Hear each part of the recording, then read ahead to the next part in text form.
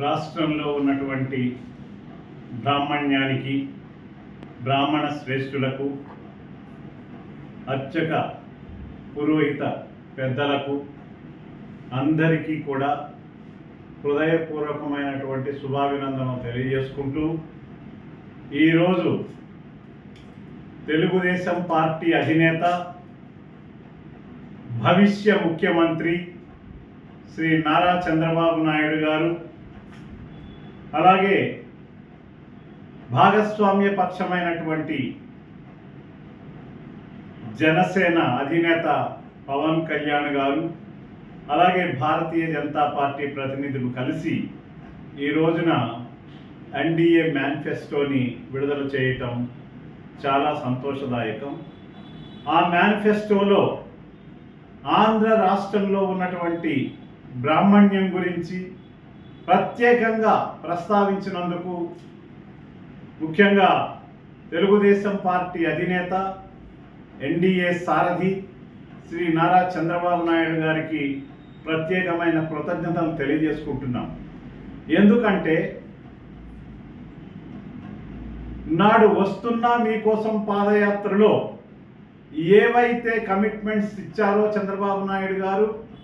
ఆ కమిట్మెంట్స్ని తన యొక్క ముఖ్యమంత్రి అయిన వెంటనే నెరవేర్చినటువంటి విషయాన్ని ఈనాడు నేను గుర్తు చేస్తున్నాను. 2014లో ఇప్పుడు యువగళం పాదయాత్రలో చిరంజీవి నారా లోకేష్ బాబు బ్రాహ్మణుల గురించి, బ్రాహ్మణుల సంక్షేమం గురించి, అర్చకుల గురించి, పురోహితుల గురించి, హిందుత్వ ఎజెండా గురించి వారు ఏదైతే కమిట్మెంట్ ఇచ్చారో,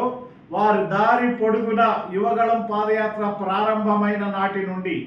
ఇప్పటి వరకు ఆయన ఇచ్చినటువంటి కమిట్మెంట్స్ ప్రకారము, వారు చెప్పినటువంటి విషయాలని, వారు ఇచ్చిన హామీల ప్రకారము ఈనాడు నారా చంద్రబాబు నాయుడు గారు మన యొక్క మేనిఫెస్టోలో బ్రాహ్మణుల గురించి, దేవాలయాల గురించి వారు బాధ్యత తీసుకుని బ్రాహ్మణుల ఎడల, అర్చకుల ఎడల, పురోహితుల ఎడల వారికి ఉన్న ప్రేమాభిమానాలను, అభిమానాన్ని, గౌరవ మర్యాదలను చాటుకుంటూ పెట్టినటువంటి మేనిఫెస్టోలో ముఖ్యాంశాలైనటువంటి హిందూ దేవాలయాలు, దాని తర్వాత అనేక రకాలైనటువంటి సత్రాల యొక్క ఆస్తుల పరిరక్షణకు హిందూ ఎండోమెంట్ బోర్డుని ఒకటి ఏర్పాటు చేయటం చాలా చాలా శుభదాయకమైనటువంటి పరిణామం. అలాగే లక్షలాది మంది ప్రైవేటు దేవాలయాల్లో పనిచేసే అర్చకులకు కనీస వేతనం ఉండేలా చేస్తామని చెప్పడం నిజంగా వారి యొక్క ధార్మికతకు నేను కృతజ్ఞతలు తెలుపుకోలేకుండా ఉండలేకపోతున్నాను. వార్షిక ఆదాయం 50,000కు పైన ఉన్న ఆలయాల్లో పనిచేస్తున్న అర్చకులకు, కనీస పనిచేస్తున్న అర్చకులకు ధూపదీప నైవేద్యాల కింద ఇచ్చే మొత్తాన్ని నెలకు 5,000 రూపాయల నుంచి 10,000 వరకు పెంపుదల నిజంగా చాలా చాలా ఆహ్వానించదగినటువంటి విషయం. అట్లాగే వైదిక ఆగమ శాస్త్ర సంబంధ విషయాల్లో ఆయా ఆలయాలకు సంబంధించినటువంటి వ్యవహారాలను పూర్తిగా వారి స్వతంత్ర ప్రతిపత్తికి ఇచ్చేంత సహృదయంతో వారు తీసుకున్న నిర్ణయాన్ని కూడా ఆహ్వానిస్తున్నాం. తిరుపతి, ఒంటిమిట్ట వంటి పుణ్యక్షేత్రాల పవిత్రతకి, ఏదైతే తిరుమలలో ఈనాడు వైఎస్ఆర్సిపి పార్టీ ప్రభుత్వం చేస్తున్నటువంటి హిందుత్వ వ్యతిరేక విధానాలను, ఆ టీటీడీ పవిత్రతను మంటగలిపే విధంగా ఇప్పుడు ఉన్నటువంటి చైర్మన్ కానీ, గతంలో ఉన్నటువంటి చైర్మన్ కానీ, ఇప్పుడు ఉన్నటువంటి ఈఓ ధర్మారెడ్డి కానీ చేస్తున్నటువంటి అవకతవకలను పక్కన పెట్టి పూర్తి స్థాయిలో పవిత్రతకు మూలాధారాలైనటువంటి వేయికాళ్ళ మండపం వంటి చారిత్రక కట్టడాలను పునరుద్ధరిస్తామని తెలియజేయటం నిజంగా వారికి ఏ రకంగా కృతజ్ఞత తెలియజేసుకోవాలో తెలవట్లేదు. అటువంటి మంచి మనిషి నారా చంద్రబాబు నాయుడు గారు ఈ రోజున బ్రాహ్మణ్యం గురించి, అర్చకుల గురించి, పురోహితుల గురించి ప్రత్యేక శ్రద్ధ తీసుకోవటాన్ని ఆహ్వానించదగ్గ పరిణామాలు తెలియజేస్తా ఉన్నాను.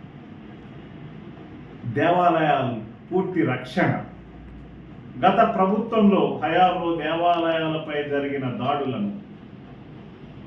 బాధ్యులైన వారిపై శిక్ష పడే విధంగా ప్రత్యేక కమిషన్ ఏర్పాటు చేసి వారికి ఎవరైతే ఉన్నారో సుమారు 260 దేవాలయాలకు పైగా దాడి చేసినటువంటి విషయాన్ని, దాడి చేసిన వాళ్ళని ఈ ప్రభుత్వం పట్టించుకోకుండా కనీసం ఎంక్వైరీలు కూడా చేయకుండా వదిలేసినటువంటి విషయంలో చంద్రబాబు నాయుడు గారి ప్రభుత్వం వారి మీద తప్పక చర్యలు తీసుకుని హిందుత్వాన్ని కాపాడబడతానని ప్రకటించడం నిజంగా we are very happy to receive the manifesto about the endowments, Brahmins, purohits, archakars. అలాగే పురోహితులు ఏదైతే కోరుతున్నారో అలాగే పురోహితులకి, వంట బ్రాహ్మణులకు తదితర సంబంధించిన వ్యక్తులకి కుల వృత్తిగా ఒకటి గుర్తించడం, బ్రాహ్మణ కార్పొరేషన్, బ్రాహ్మిన్ కోఆపరేటివ్ క్రెడిట్ సొసైటీకి గతంలో పూర్తి స్థాయి వారి ముందు చూపుకి, నేను గతంలో చెప్తూ ఉండేవాడిని, వారి ముందు చూపు, చంద్రబాబు నాయుడు గారి ముందు చూపుతో కార్పొరేషన్ నిర్వీర్యం అయిపోయిన కోఆపరేటివ్ క్రెడిట్ సొసైటీ పనిచేస్తుందని తెలుసుకుని కార్పొరేషన్తో పాటు బ్రాహ్మిన్ కోఆపరేటివ్ క్రెడిట్ సొసైటీని కూడా నాడు చంద్రబాబు నాయుడు గారు ఏర్పాటు చేయటం వల్ల దానివల్లైనా కొంతలో కొంత బ్రాహ్మణులకు ఉపశమనం కలిగింది అనుకోవటంలో నేను ముందుంటానని ఈ సందర్భంగా తెలియజేస్తున్నాను. అటువంటి ముందు చూపు కలిగినటువంటి నాయకుడు ఈ రోజున 2047 గురించి ఆలోచిస్తున్నటువంటి నాయకుడు శ్రీ నారా చంద్రబాబు నాయుడు గారు. బ్రాహ్మిన్ కార్పొరేషన్ని, బ్రాహ్మిన్ కోఆపరేటివ్ సొసైటీకి పునర్వైభవాన్ని తీసుకొచ్చి ఈ రాష్ట్రంలో చంద్రబాబు నాయుడు గారి మనసులో ఉన్నది ఏంటంటే, ఈ రాష్ట్రంలో ఉన్నటువంటి బ్రాహ్మణులు ఎవరు కూడా బిలో ది పవర్